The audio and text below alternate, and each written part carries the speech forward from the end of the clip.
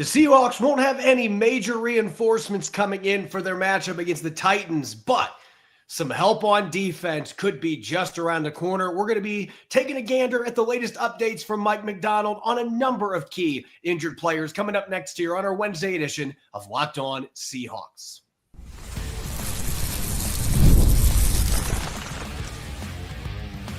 You are Locked On Seahawks, your daily Seattle Seahawks podcast.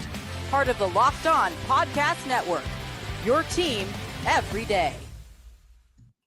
Greetings, 12. This is Corbin Smith, host of the Locked On Seahawks podcast, your daily Seahawks podcast, part of the Locked On Podcast Network, your team every day. Glad to be joined, as always, here for Matchup Wednesday by my co-host in crime, Rob Rang. And a special thanks to all the 12s who are tuning in, whether you're in nearby Spokane, Washington, or you are listening down in Fayetteville, Arkansas. We appreciate each and every one of you for making Locked On Seahawks your first listen 5 days a week and helping Locked On Podcast Network become the #1 sports podcast network.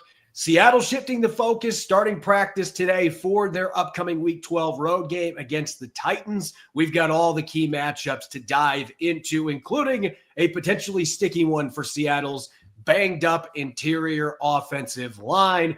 And speaking of banged up, we'll be looking at some injury updates from Mike Macdonald and the Seahawks as well. A jam-packed Wednesday episode coming your way courtesy of FanDuel. Right now, new customers can bet just $5, and if your bet wins, you'll get $300 in bonus bets to use across the app. Now for your lead story here on Matchup Wednesday on Locked On Seahawks.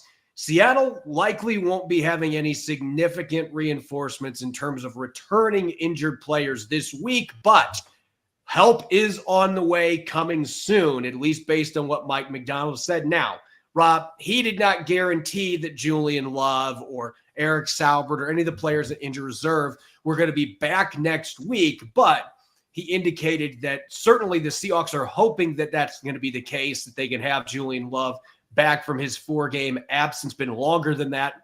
In fact, before he was placed in injured reserve, hopefully that hamstring now fully healed and they can get their Pro Bowl safety back into the mix and be at full strength there. Saubert as well to help with the blocking at the tight end position.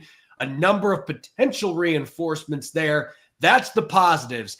The negative for those that were hoping to see big Johnathan Hankins play this season, Mike Macdonald said what everybody has been thinking for quite some time. I can say this for those of us that were in the media room over the course of this season. It has felt for months like Johnathan Hankins' back injury, he was not going to play this year. It just seemed like there were no signs of any positivity in terms of him playing again. We now officially know that he will not suit up this season. So even though he's on the PUP list and technically could be activated, he will not be. So that depth there may not be coming for the Seahawks the way that many fans were hoping for. Maybe Riley Mills has a chance to still play this year. That was another sliver of hope. But certainly Julian Love, Eric Saubert, those two, it sounds like, have a pretty good chance to at least get back on the practice field next week. If not, be quick activations and be ready to go for Week 13 against the Vikings.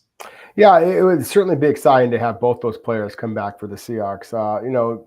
I think it's obvious with Julian Love, a Pro Bowl player, that, look, with all due respect to what Tayakata has brought to the Seahawks, and he has played very, very well, starting caliber play.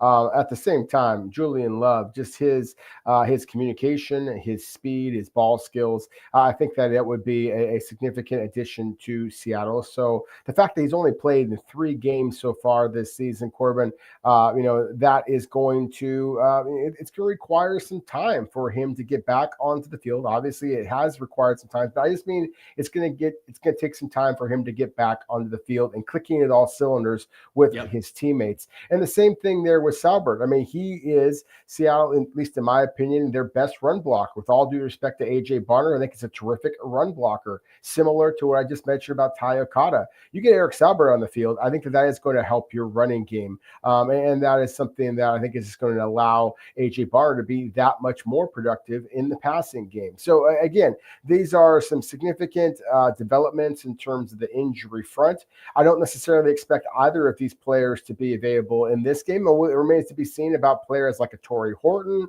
or a Gray Zabel. But the things are trending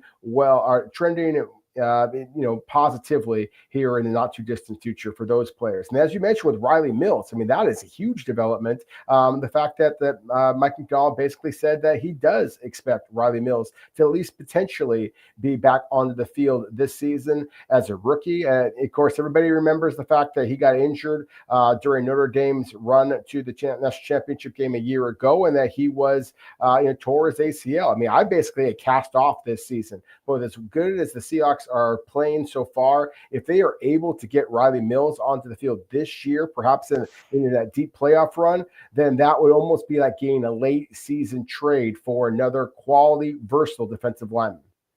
Yeah, and I think you look at the other players that could be back in the near future. Julian Love and Eric Salbert, this will be their fourth game, respectively, that they have missed. So those two will be eligible to practice next week.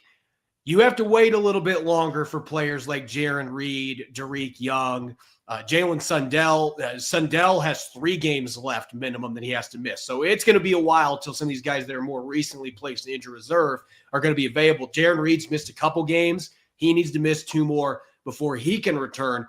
So that might be weighing into Seattle's thought process a little bit. We don't know if Jaron Reed, with that surgery on his wrist, if he's going to be ready after the minimum 4 games that he's out. That might be behind the process of Riley Mills, because it has been trending in the direction. I think we've talked about this a couple times over the course of the season, where you start to wonder, do you just redshirt him this year? Because the contract is going to toll. This is not going to count to his 4 years if he doesn't play at all this year. It's like Darrell Taylor's injury back in the day that cost him his entire season. So if you're only going to bring him back for a couple of games at the end of the season, unless you are that desperate to have depth and versatility up front, obviously Seattle would love to play him, but there's also the strategy part of that where, like, do we really want to use a season of his eligibility on his contract for a couple of games at the end of the year, or do we just want to have that toll over? So those are some things that I'm sure the Seahawks have had plenty of internal discussions about. But if Jaron Reed's got an issue that is going to last longer than 4 games, and they're looking at their depth situation, they may think, hey, you know what? We think we're going for it this year, and Riley Mills can help us make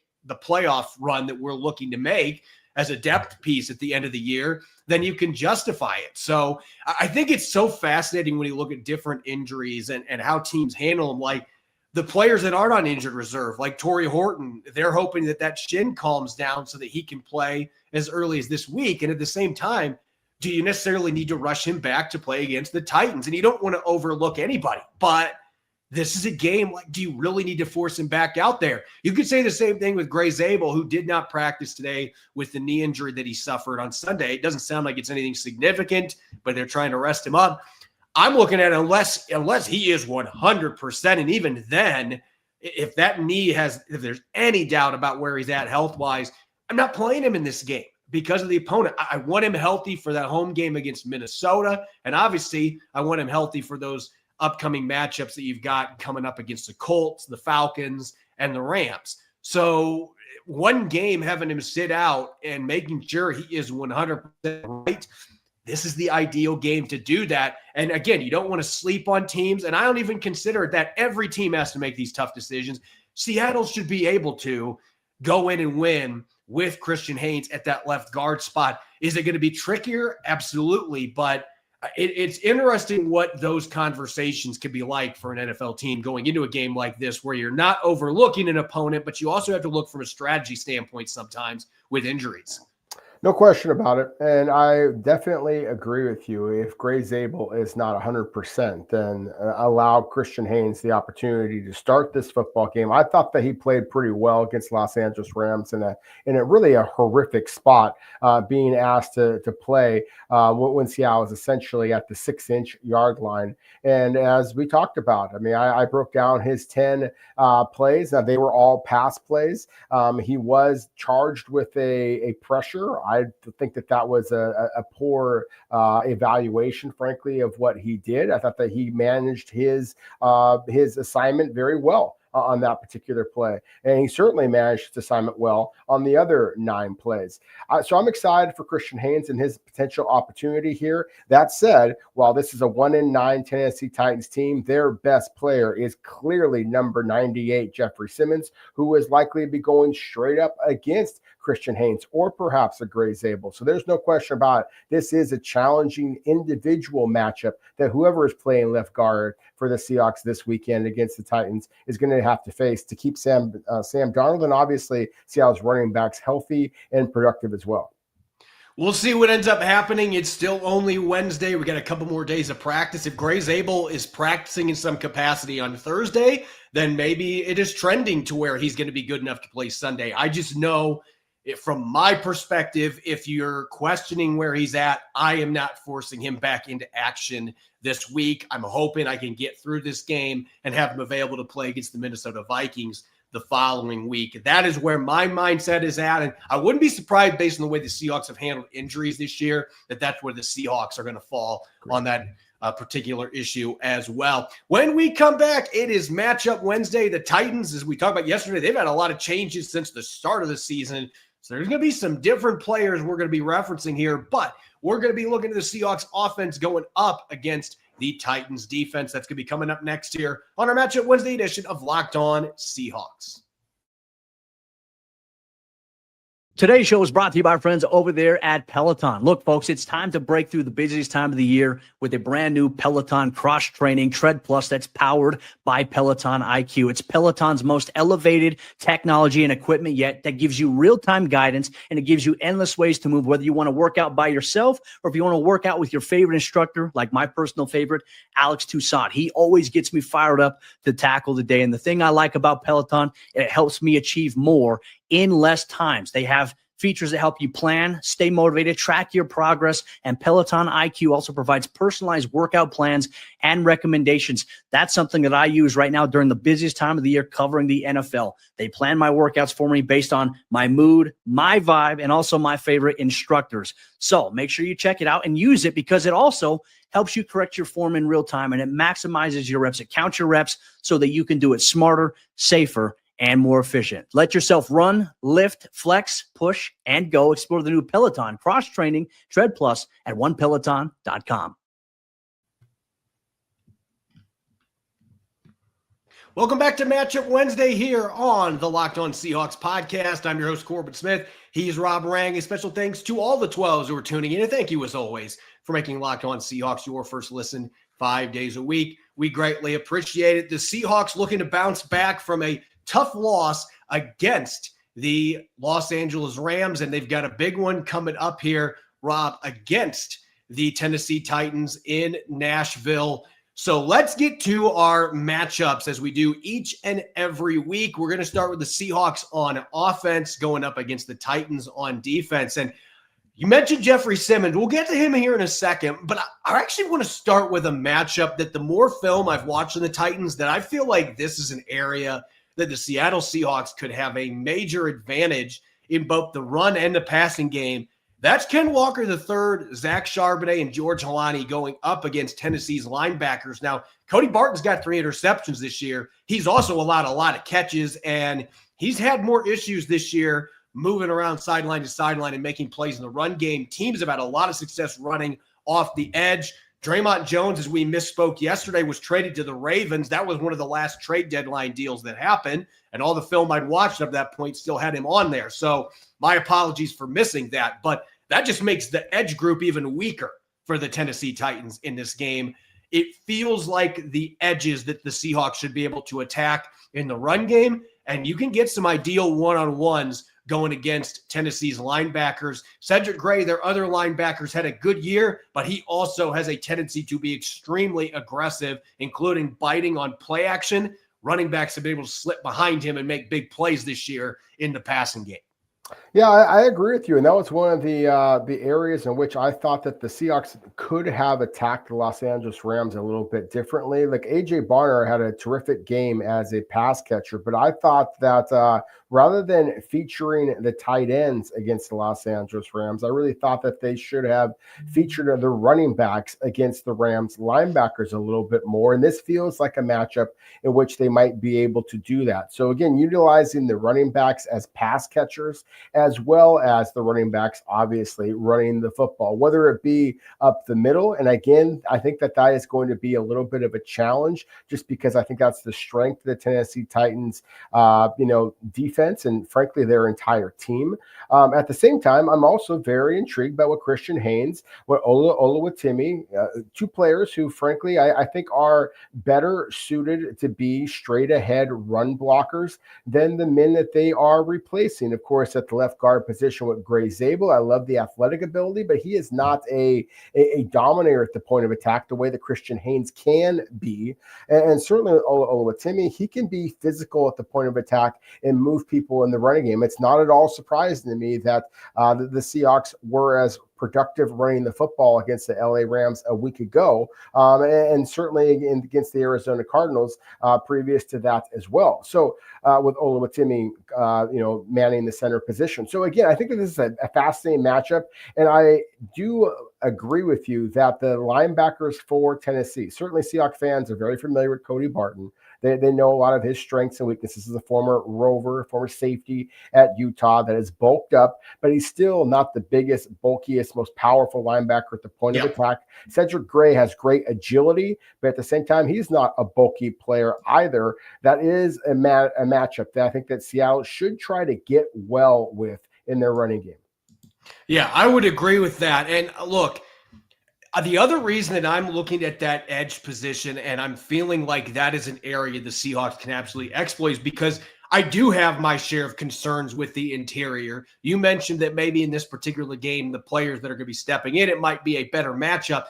I don't think it matters necessarily who you've got playing left guard and center, though, in this game. When you're having to deal with a player like Jeffery Simmons, who, in my opinion, is a top 3, top 4 defensive tackle in the National Football League. And he is like Leonard Williams in the sense both these guys are unicorns when you consider that they're both 300-plus pounds, but they can play anywhere on the defensive line. Just last week against the Texans, Jeffery Simmons was in a 2-point stance, slid out wide, bulldozed his way into the pocket for a sack. There are very few human beings that can do that are that size. Leonard Williams has shown he can do it. Jeffery Simmons can too.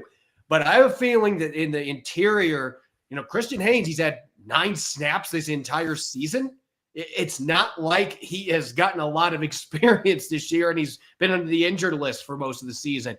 Jeffery Simmons going to be looking to go there. And look, T'Vondre Sweat is going to be a problem too, because for as massive as he is, we know the athleticism at his size. And last year, the play where he recovered a fumble and stiff-armed a guy, like he is a freak athlete for his size. Tennessee, that is the one spot they have on their roster where they stack up well against anybody with their interior defensive line. Now, the rest of the defense is kind of falling apart around them. They've had injuries.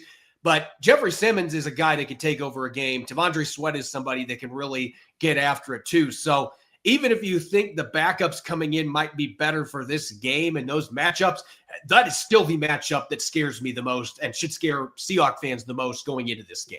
100% agree with you. It doesn't matter if Seattle had their entire front 5 healthy and raring to go in this game. I think that, again,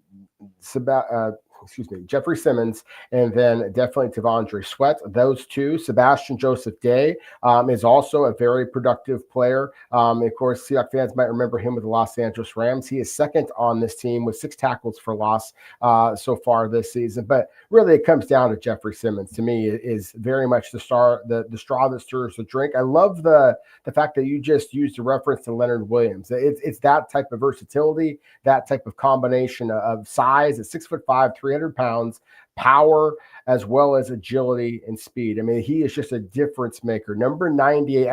I shouldn't even have to mention his number because you will know who Jeffery Simmons is when you watch the football game. But Devondre Sweat, at his size, his athletic ability, he is more than just a run plugger in the middle. And then again, with Sebastian Joseph Day, he is a player that has some slitheriness to him. So it's not just that they're big and strong, they're also very agile. And so that's why this game does concern me a little bit, because if Sam Darnold does have any of a hangover, so to speak, from last week's performance against the Los Angeles Rams, there is the interior pressure in this for this Tennessee Titans team that could force Sam Darnold into some more mistakes. What you're hoping is that is not the case and that the interior O-line can keep Darnold clean enough, because where Seattle's going to have the biggest advantage in this game is going to be on the outside. And we know JSN, Jackson Smith-Njigba, every single week, he is a tough matchup, regardless of who's on the other side. Going for 100 pretty much every game that they've played in this season. Tennessee has been ravaged by injuries. They've traded some players away from that cornerback group. They are down to their 4th, 5th, and 6th stringers in the secondary. Jalen Armour-Davis is their primary boundary corner now at this point. They have Marcus Harris playing in the slot, a rookie. I mean, this is a inexperienced, struggling cornerback room that's given up a lot of big plays this year. So not just for Jackson Smith-Njigba, but for Cooper Kupp, for the rest of the receivers, Rashid Shaheed. Like, this is a game where you feel like if Sam Darnold's got the time, that's always the million-dollar question, especially the injuries in the interior of the offensive line. But if he's got the time, you got to believe those matchups are ripe for the taking on the outside for the Seahawks to exploit and get a bunch of big plays against this Titans secondary. And again, I really like the fact that you mentioned outside specifically. Like Marcus Harris, the rookie from Cal, is playing their primary nickel spot. And he is a guy that can make some plays. He's got some tenacity to him. But where I'm actually most concerned about the Tennessee Titans in terms of their secondary is at the safety spot. Amani Hooker doesn't have any interceptions so far this season, but he's got 12 over his career, and he was a ball hawk at Iowa as well. Xavier Woods, the rookie Kevin Winston. Hell, the Titans have Jarek Reed back there as well. You don't think that he would want a little bit of revenge on the Seahawks also? So again, I do think that it is critical if Seattle is going to be attacking through the air in this particular football game towards the Tennessee secondary, that they do stay on the outside. If they do a lot of the interior stuff in the middle of the field, like they did against the Rams, I think that they might pay the price of attacking down the middle like they did against the Rams. When we come back, we're going to flip the script. We've got the Seahawks defense going up against #1 overall pick Cam Ward and the Titans offense. That's coming up next year on our Matchup Wednesday edition of Locked On Seahawks. The NBA is officially back in action, and there's no better place to get in on the action than FanDuel, the official sports betting partner of the NBA. Even if you missed the start of a game or you want to ride the hot hand like LeBron James coming back from injury for the Lakers, FanDuel has live bets on everything from who will score next to fourth quarter comebacks. Plus, you can even combine your live bets into a same-game parlay for a shot at a bigger payout. It keeps every game exciting, especially when your team's making that late push. Right now, FanDuel is giving new customers $300 in bonus bets when your first $5 bet wins. So head on over to FanDuel.com to sign up and play your game with FanDuel, the official sports betting partner of the NBA. Welcome back to Matchup Wednesday here on the Locked On Seahawks podcast. I'm your host, Corbin Smith. He's Rob Rang. A special thanks to all the 12s who are tuning in, and thank you, as always, for making Locked On Seahawks your first listen 5 days a week. We greatly appreciate your support of the podcast. Seahawks gearing up for another road contest in Nashville, the 1-9 Titans. It's been a really challenging year for Tennessee, and as much as the defense has had its share of struggles this year, the offense has been the biggest problem for Tennessee. And they've had a number of injuries over the course of the year that have made it even more difficult. They fired their offensive-minded coach, Brian Callahan, only a few games into the season. So it has been tricky sledding for this group. That being said, like any game, there's plenty of weapons that you have to worry about still. And there's matchups that the Seahawks can look at against some players that used to be high draft picks that could be potentially advantageous as well. I want to start in that realm here because J.C. Latham, former first rounder out of Alabama at right tackle, has given up 6 sacks, and he missed some time this year. It has been a struggle for him protecting Cam Ward. Dan Moore on the other side, who they brought in free agency, has been very up and down as well. Not that the interior defensive linemen like Leonard Williams and company can't get it done there, but this does feel like a game, Rob, where the edges, and we've seen it in games against this Titans team where they've really had a hard time protecting their young quarterback and put him in a really difficult spot. It feels like DeMarcus Lawrence, Boye Mafe, Chinonwosu, what a game he had in L.A. It feels like this group has got the matchup here to really have a chance to feast on for the Seattle Seahawks. Yeah, I actually think that the Titans' offensive line isn't a bad one. I have all kinds of questions about Cam Ward and just his awareness in the pocket. I think that he got away with an awful lot of kind of hero ball, backyard football at Miami. And obviously, hey, it paid off. He was #1 overall selection and the Heisman Trophy, the whole thing. I mean, unbelievable backyard football kind of a guy. But at the same time, I also think that he has run into as many sacks as he's run away from.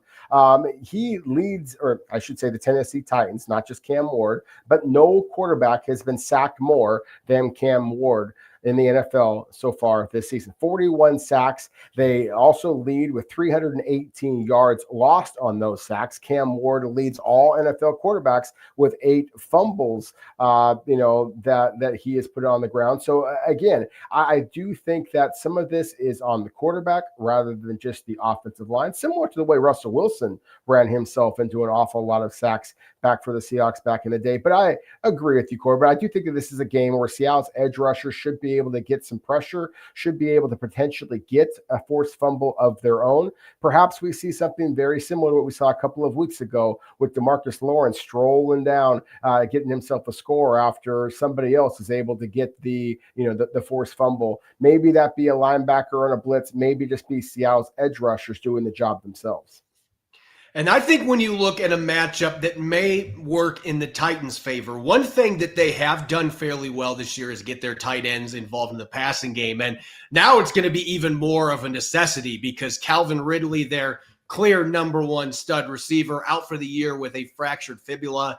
They're going to be playing some former practice squad guys at receiver this weekend. That's how bad the injury situation is there. But they do have an experienced tight end that could cause some problems for Seattle's linebackers in Chig Okonkwo, formerly of the Denver Broncos, a player that didn't quite pan out there. But, Rob, he's got 32 catches for 337 yards, no touchdowns this year. But for Drake Thomas, for Ernest Jones, again, I thought Jones looked like Ernest Jones in the second half in L.A. The first half, he looked really rigid and he was having a hard time moving. So what are we going to see in this second game? He was a full participant today, so it looks like he's trending the right direction with whatever's going on with that knee. But still, this is going to be some by necessity, and Cam Ward's going to be looking to get the ball out quick so that pass rush doesn't get to him. Will he do it or not? We'll see. But the tight end position is the one spot that it feels like Tennessee might have the goods to be able to get some first downs against the Seahawks defense. Yeah, and we know that Seattle has struggled at defending tight ends basically forever.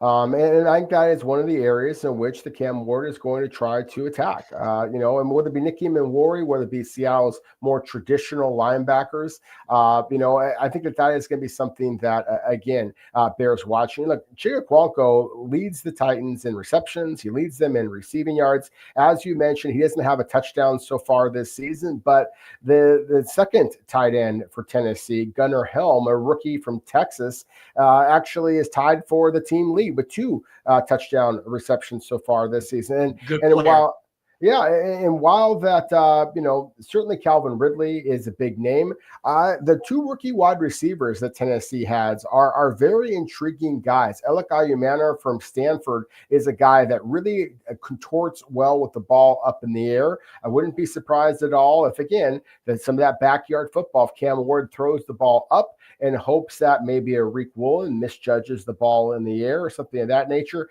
Alec Ayumana is the kind of guy that can take advantage of that. And Chimere Dike, while he may have been on the practice squad at one time, the guy also ran a 4.3 440. This guy can absolutely fly.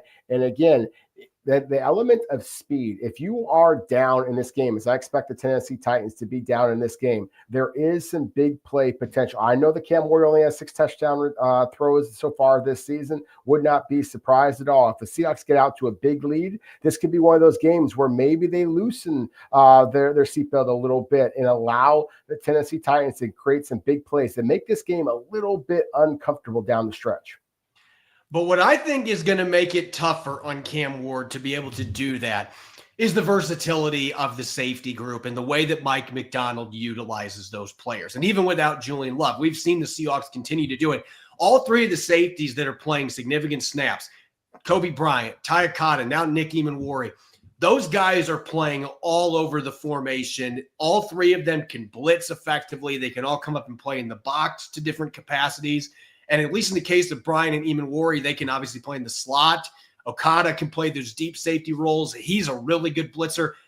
You can really mess with a rookie quarterback, especially with some of the blocking issues that the Titans have had. You can mess with him with the pre-snap stuff, mixing in some sim pressures to send one of those guys or two of those players on the blitz. We can include Devin Witherspoon in this conversation too. I know he's not a safety, but with his slot ability and blitzing, I don't know that Mike Macdonald is going to be opening up the entire playbook necessarily, but this is a game where you like to throw a good chunk of the kitchen sink at a rookie quarterback and see if you can get him flustered early because he starts making mistakes and then it just compounds on it. So I think the safety versus quarterback matchup in this particular game, especially with the way that Cam Ward likes to try to extend plays, these are really smart, instinctive safeties that can actually make a young quarterback pay for doing that, especially if he's not reading the coverage correctly. No, 100% agree with you. I think that, unfortunately, Seattle, struggled a little bit on their own when they were throwing against the Rams. They saw some playmaking safeties kind of bait Sam Darnold. I think that Seattle's safeties are also natural playmakers. Would not be surprised at all to see a Tyakata, a Kobe Bryant, perhaps a Nick Emanwari, be able to create a similar type of a play where they bait the young quarterback, get an interception, perhaps when they take all the way back to Nashville for a touchdown. Yeah, that would be a big thing for the Seahawks defense if they can quickly make the number 1 overall pick, uncork a couple of picks. And let's face it, he's completing under 59% of his passes. And some of that's been the blocking, the lack of talent around him. There's a lot of reasons for it. But he has shown, like any rookie quarterback, hey, you can catch me off guard. You can confuse me. You can make that I read things wrong. And if that ends up happening, this is an opportunistic secondary that could get their hands on a couple of interceptions and maybe take one of them back 4 or 6 points, which would be a big boon to maybe putting this team away early. We'll see what ends up happening on that front. As always, you can follow me at X and Blue Sky, Corbin Smith NFL. You can follow Rob at Rob Rang. Make sure to subscribe to Locked On Seahawks on YouTube and wherever you listen to your podcast to make sure you don't miss a single episode. Coming up first thing in the morning, we've got Crossover Thursday. I'll be teaming up with my good friend Tyler Rowland from Locked On Titans, and we'll be diving deeper into this upcoming matchup coming up on Sunday in Nashville. You won't want to miss it. Enjoy the rest of your Wednesday, and thanks for listening in. Go Hawks.